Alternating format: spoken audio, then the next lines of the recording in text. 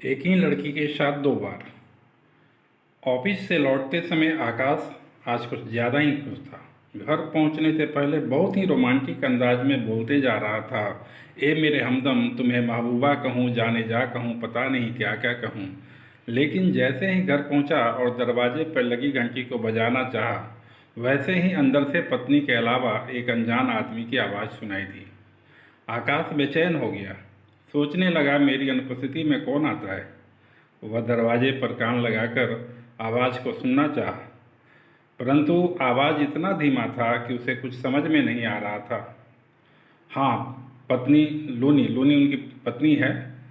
उसकी बात ज़रूर सुनाई पड़ी कि चलो फिर मिलते हैं, क्योंकि आकाश के आने का समय हो गया है। ये सब सुनने के बाद ऐसा लगा मानो आकाश के कानों में कोई पिघला हुआ शीशा डाल दिया। आकाश को समझ में नहीं आ रहा था कि करे तो क्या करे। फिर भी हिम्मत करके घंटी बजाया, लेकिन दरवाज़ा खुलने में थोड़ा समय लग जाता है, जिससे आकाश और बेचैन हो जाता है।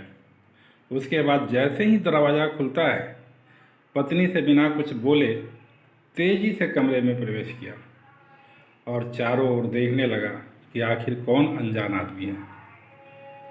परंतु उसे वहाँ केवल अपनी पत्नी के अलावा और कोई नहीं दिखा।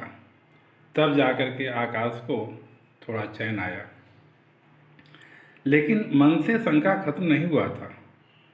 हालांकि उसने इस विषय पर लूनी से पूछने की हिम्मत नहीं जुटा पाया, क्योंकि वह लूनी से बहुत प्यार करता था।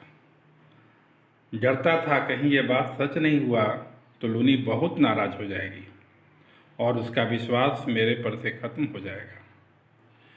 साथ ही साथ घर की खुशियाँ भी खत्म हो जाएगी।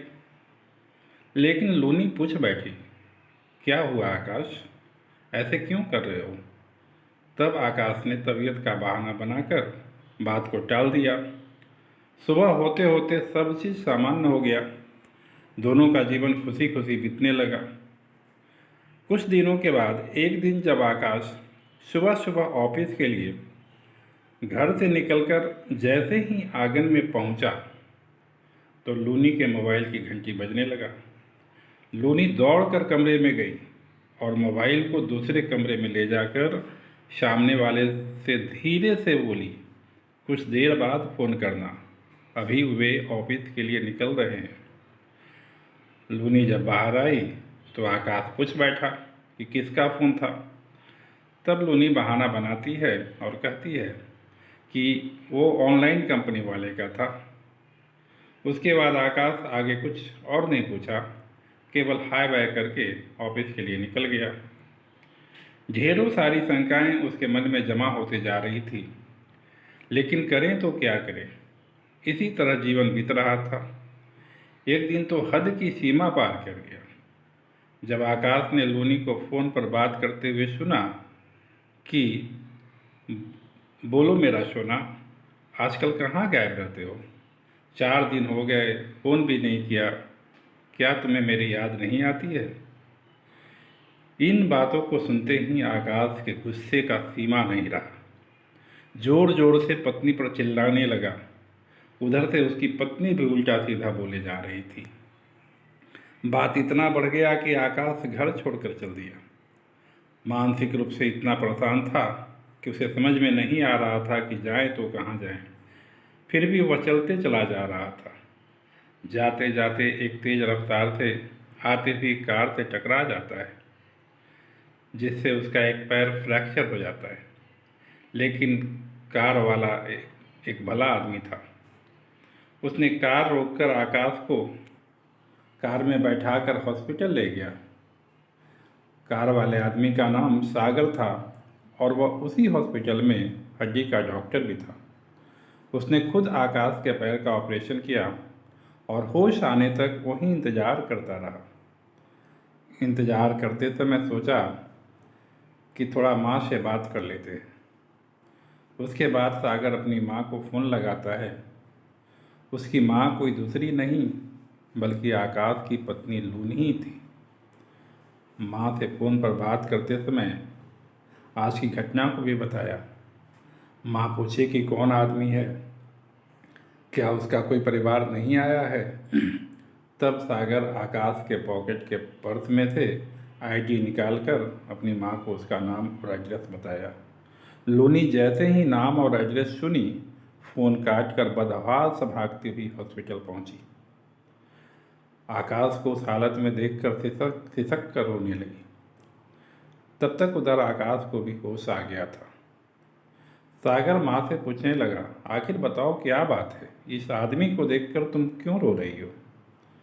तब लूनी बोली, यही तुम्हारे पिता हैं जिनके बारे में मैंने तुम्हें आज तक नहीं बताया, और न ही इनको मालूम है कि तुम मेरे बेटे हो। आकाश आश्चर्य से दोनों को देखने लगा और बोला कि ये सब कब और कैसे हुआ?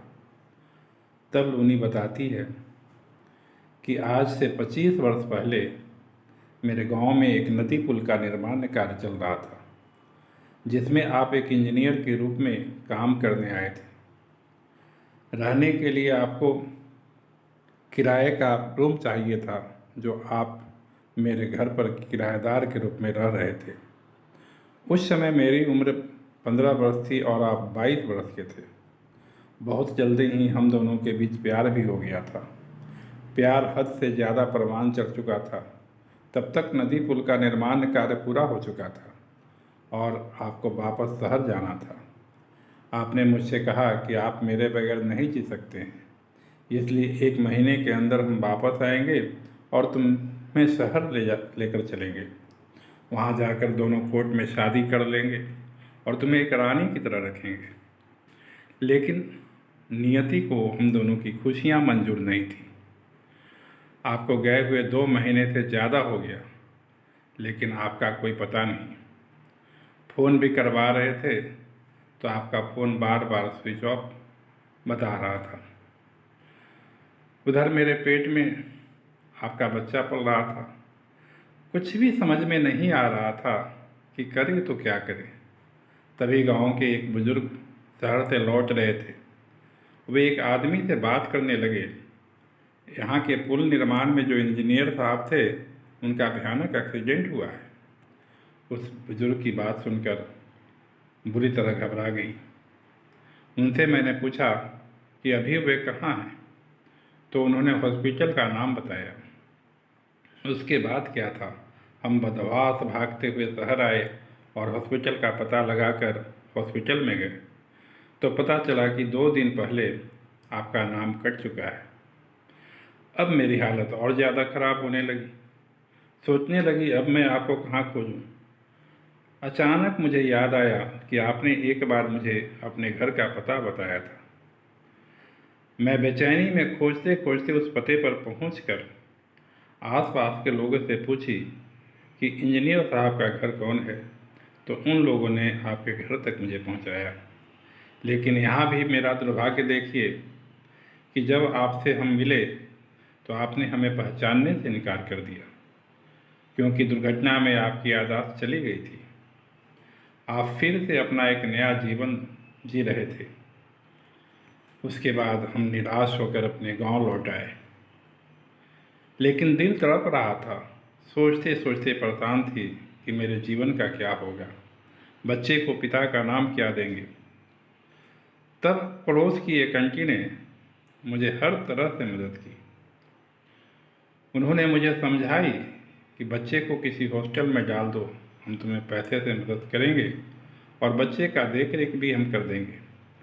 तुम एक शहरी लड़की बनकर वापस शहर जाओ, जहां आकाश काम करता है, उसी जगह कोई काम ढूंढ लो और आकाश से फिर से दोबारा प्यार करो। मैंने वैसा ही किया। गांव में सलवार सूट पहनती थी, अब मैं जीन्स और शर्ट पहनना शुरू की और बाल के स्टाइल को बदलकर आपके ऑफिस में गई, जहां मुझे आसानी से कलर का काम मिल गया। पहली बार ही मुझे देखकर आप मुझ पर फिदा हो गए। फिर से हम दोनों के बीच प्यार पनपने लगा। उस शहर में न तो आपका कोई था और न तो मेरा। कुछ दिनों के बाद हम दोनों कोर्ट में शादी कर लिए और फिर मैं आपके साथ रहने लगी।